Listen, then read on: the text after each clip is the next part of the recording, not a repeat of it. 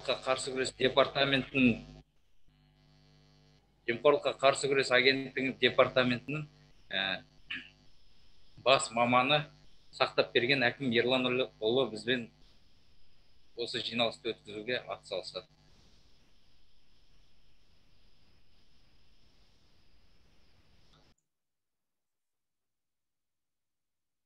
Қайырлы күн, тағы да құрметті әріптестер, құрметті Ауыл шаруашылық министрлігі, ветеринариялық бақылау, қадағалау комитетінің республикалық ветеринариялық зертхана жалпы облыстық филиалы қызметкерлері. Енді осығанға дейін жалпы формат офлайн кезінде бір немесе 2 жыл бұрын қателеспесем сіздермен кездесіп, осы зертхананың өзінде түсіндірме жұмыстарын жүргізген болатынбыз.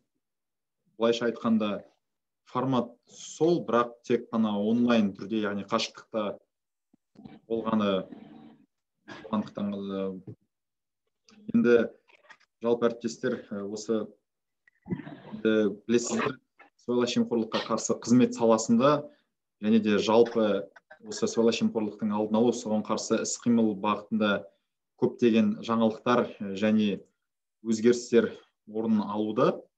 Баршаларыңыз жаңалықтардан да ашық желілерден де байқап көрудесіздер. Негізгі басым бағыттылық осы заңнаманың күшейтілуіне және де осы сыбайлас жемқорлыққа қарсы заңнаманың осы тиімді қолданылуына байланысты көптеген өзгерістер енуде. Енді мен сіздерге алдын алу бағытындағы және де басқа да бағыттағы жаңалықтар жайында айтпаймын, оны олсыз да сіздер білесіздер. Осының алдындағы кездесуде айтылды.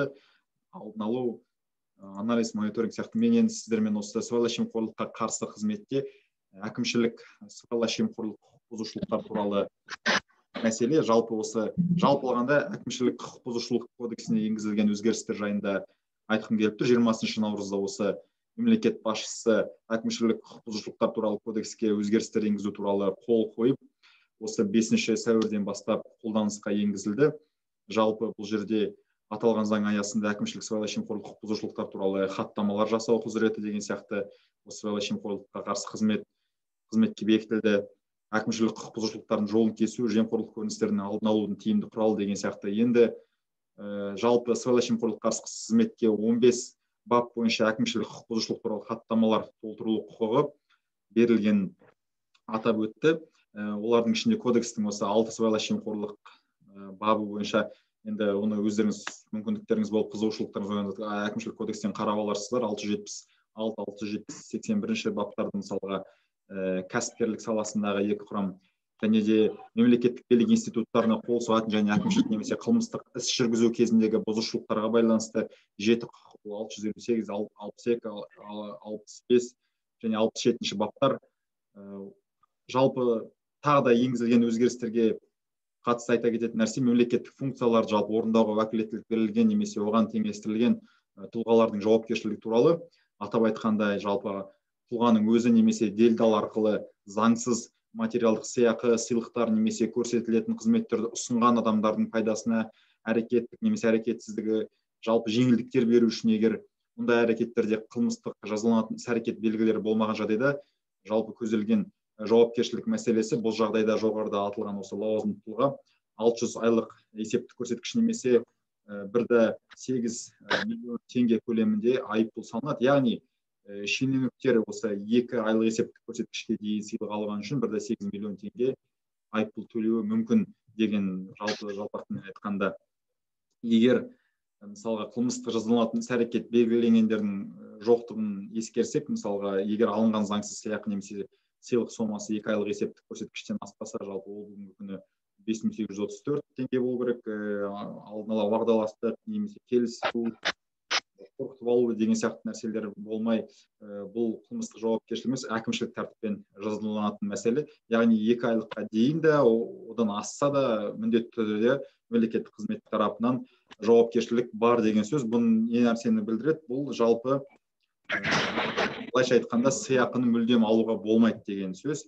2-ге дейін де, 2-ден артық та, кейбіреулері жалпы осы 2 айлық есептік, 2 МРП деген сөзді естіп алғанда соны ғана қолданып, кез келген жерде сол мәселені өте мұқият болу қажет. Мұқият болыңыздар. Жалпы енді сіздерден мемлекеттік қызметкерлерден де бөлек, қателеспесем, азаматтық қызметкерлер де қызмет атқарады. Енді ол бойынша да басқа заңнаманың бағыттары, мысалға айтқанда, бұл жерде енді алу емес тек беру мәселе қозғалады. Мысалға, жалпы азаматтарға құны 2 айлық есептегіш көрсеткішке дейінгі сыйлықты берген үшін 4,5 миллион теңгеден астам айыппұл төлеу мүмкіндігі бар. Мысалға, қазақстандықтар заңсыз материалдық сыйақы берген үшін әкімшілік жауапкершілік тартылады.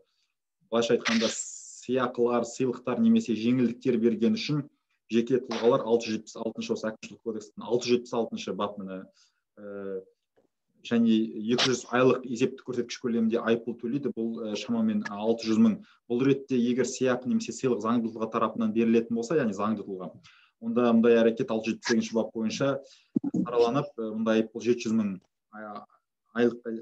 мың айлық есептегішке дейін өсіп, яғни 2 миллион теңгеден астам айыппұл мәселесі. Мұндай құқық бұзушылық 1 жыл ішінде қайталанып жасалған жағдайда заңды тұлға 2 есе, яғни 4,5 миллион теңгеге дейін барады. Мына жерде максималды суммалар көрсетілген. Сол себепті заңнамада сыйлықтар беруге және алуға толық тыйым салынған тағы да айта өткен дұрыс. Сыйлық берушілерге арналған осы жалпы мемлекеттік қызметшілерге, оларға теңестірілген тұлғаларға, басқа да қызмет көрсеткен материалдық сыйақы, алғыс айту жалпы мәселесінен бас тартқан дұрыс. Негізі ақырын формат соған келе жатыр. Сыбайлас жемқорлыққа қарсы шараларды қабылдамаған үшін лауазымды тұлғалар 300 мың теңге айыппұлмен жазаланады. Яғни бұл жерде сыбайлас жемқорлықтың алдын алу тұрғысынан маңызды саналатын мемлекеттік орган басшыларының, өзге де лауазымды тұлғалардың сыбайлас жемқорлыққа қарсы іс-қимыл бойынша шаралар қабылдамаған үшін жауапкершілік көздейтін бұл 680 бап бар. 680, яғни шаралар қабылдамау, неприятие, жаңағындай мер по противодействию коррупции. Бұл шамамен 300 мың теңге айыппұл, яғни сыбайлас жемқорлыққа қарсы іс-қимыл шараларын қабылдамау. Сыбайлас жемқорлыққа қарсы іс-қимыл туралы заңда жалпы белгіленген бірқатар талаптарды білдіреді. Бұл сыбайлас жемқорлыққа қарсы жалпы бұл қандай шаралар десе, шектеулерді қабылдау, ограничение, мүдделер қақтығысын болдырмау, исключить жаңа конфликт интересов, қаржылық бақылау шаралары, басшылардың тікелей қарамағындағы сыбайлас жемқорлық үшін дербес жауапкершілік немесе квазимемлекеттік секторларда, басқа да мысалға қазір көбіне біз комплайенс қызметтерін енгізу мәселесі туралы осы тоже бұл тарапта заңнамаға енгізілген болатын. Бұл мәселеде алға тартылып отыр. Соның барлығы жалпы шараларды қабылдамауға саналады. Бұның да жауапкершілігі бар. Және кезінде мысалға осының алдында сыбайлас жемқорлықпен жұмысқа қабылдаған азаматтар қабылдаған үшін 300 мың теңге айыппұл салынады. Бұрын сыбайлас жемқорлық қылмыс жасаған адамдарды жұмысқа қабылдаған үшін мемлекеттік орган немесе ұлттық компания басшының өзіне тағылатын. Бұл мысалға 100 айлық есептік көрсеткіш болған. Бұл жерде маңызды мәселе, сыбайлас жемқорлық қылмыс жасаған адамдар жұмысқа орналастыру тыйым салу туралы талап болған дейін мемлекеттік қызметпен квазимемлекеттік сектордың басшыларына ғана мәселе болған. Енді осы жылдан бастап еңбек кодексіне енгізілген түзетулерге сәйкес сыбайлас жемқорлық үшін сотталған адамдар кез келген квазимемлекеттік сектор лауазымына қабылдауға толық тыйым салынып отыр. Қазір дауысты алып тастадым. Енді мемлекеттік органдардың, жергілікті өзін-өзі басқару органдардың өздеріне мысалы заңнамада жүктелген функциялардың тыс кәсіпкерлік қызметпен айналысқан белгіленген қаржыландыру көздерінен басқа материалдық игіліктер, артықшылықтар қабылдаған үшін бұларға да жалпы айыппұл мәселесі бар. Заңсыз іс-әрекеттер үшін ұйымдар басшыларына 600 айлық есептік көрсеткіш. Сондай-ақ заңды тұлғалар әкімшілік кодексінің аясында лауазымды тұлғаларға материалдық сыйақыны заңсыз берген үшін сыбайлас жемқорлық бойынша жалпы жазаланады. Енді жазалау сомасы 700-ден 1,5 айлық есептік көрсеткішке дейін. Бұл жалпы айтқанда осы сіздер білесіздер, Қазақстанның жалпы осы сырттан бағалап бағасын беретін көптеген ұйымдар, мысалға Греко ұйымдері, мысалға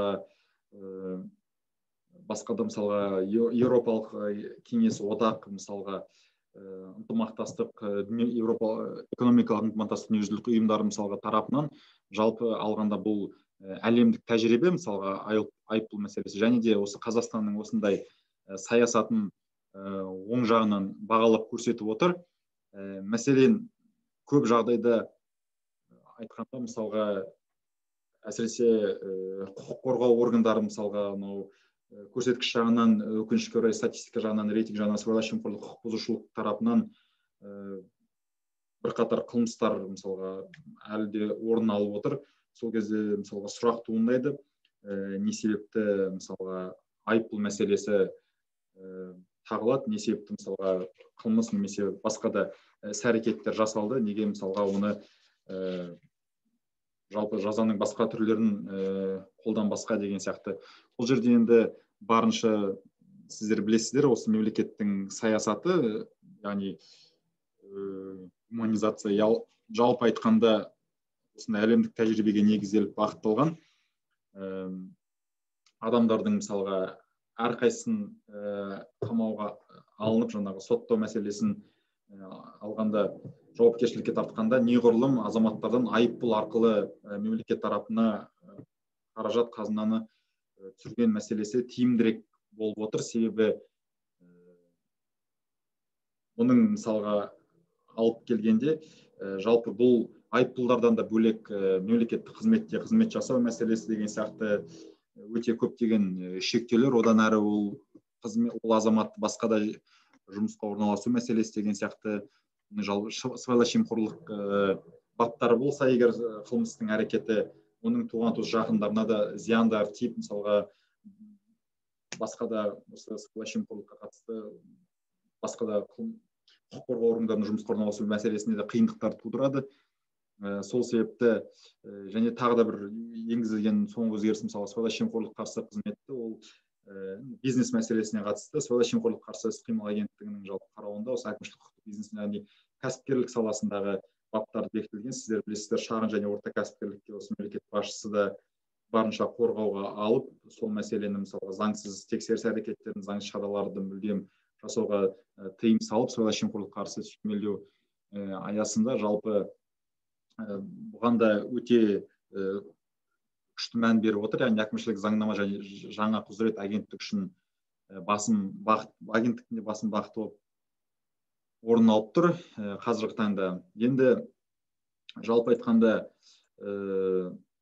осындай шаралар бағытталып, және де осы мәселен айтылған баптар бойынша осы уақыт аралығында бір-екі факті орын алды. Жалпы қандай мемлекеттік органдар арасында екені айтылмайды, бірақ осы уақыт аралығында, мысалы, сәуірде қабылданғаннан бастап, мамыр, қазір маусым айында, мысалы, уже 2 факт бар. 2 мемлекеттік орган тарапының басшыларының тарапынан, бірі жалпы сыбайлас жемқорлық қылмыс әрекетін жасаған тұлғаны жұмысқа алып, мәселе қызмет атқару бағытына қатысты деген сияқты. Екіншісі, жалпы сыбайлас жемқорлыққа қарсы осы іс-әрекетті немесе шараларды орындамау деген сияқты. Сонда, құрметті әріптестер, байқап отырсаңыздар, заңның күшею тарапынан өте күрделі және ауыр. Былай қарап отырғанда тек жемқорлық параны алу, беру мәселесін ғана көтеріп тұрған жоқ. Мына жерде жан-жақты, мен жаңа осы сұхбат барысында, әңгіме барысында атап өттім, өте көп, мысалы, 10 шақты содан астам қылмыстың түрлері: беру, алу, делдалдық, мысалға, заңсыз әрекеттесу, кәсіпкерлікке араласу деген сияқты іс-әрекеттерді, шараларды қабылдамау, заңсыз тұлғаларды қабылдау.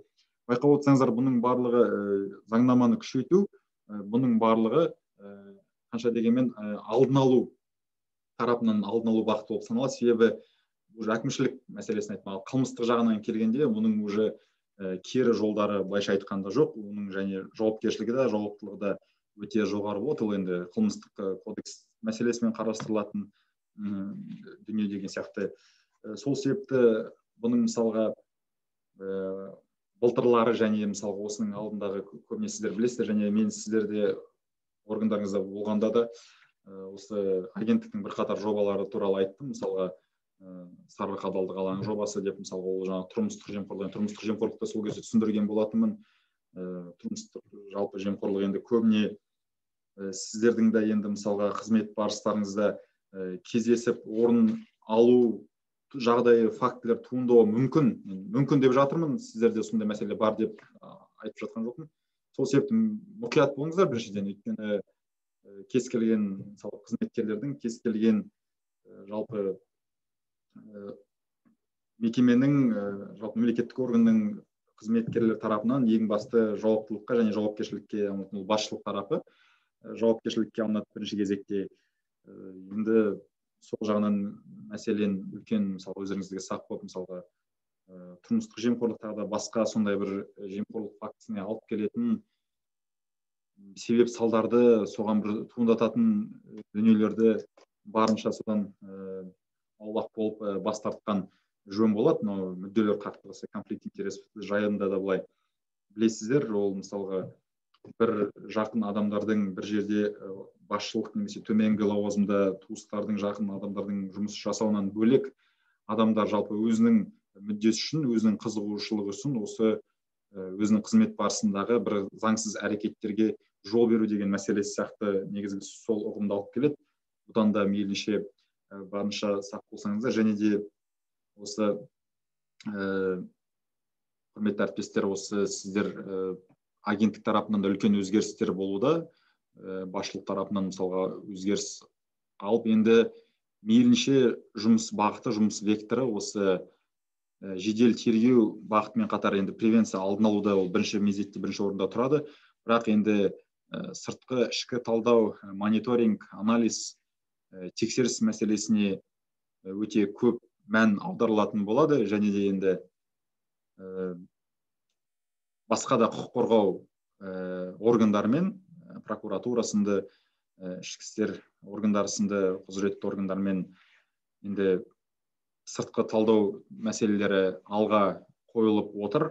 Осы алда ауыл шаруашылық министрлігінде агенттік тарапынан үлкен, жалпы осы жоспарлы шілде айынан бастап сыртқы талдау жүзеге асырылады. Енді бұл агенттіктің тапсырмасына сәйкес жоспарлар құрылды. Қазір маусым айында нақты жоспар арқылы жүріледі. Енді сіздерге қатысы болмау керек, субсидия беру мәселесіне қатысты өте көп шағымдар, мәселелер, сұрақтар туындады. Сол бағытты алға қойып, енді соны егжей-тегжейіне зерттеп қарайтын боламыз. Яғни осал тұстарын және заңнамаға сәйкес қай жерде бір заңсыз әрекеттер жасап кетуге болады деген сияқты мәселелерді қарап анықтайтын боламыз. Енді жалпы айтқанда сол, қазір сағат тура 5 болды. Мен осымен өзімнің айтатын мәселемді аяқтадым. Сіздерде егер сұрақтарыңыз, алып қосарларыңыз болса.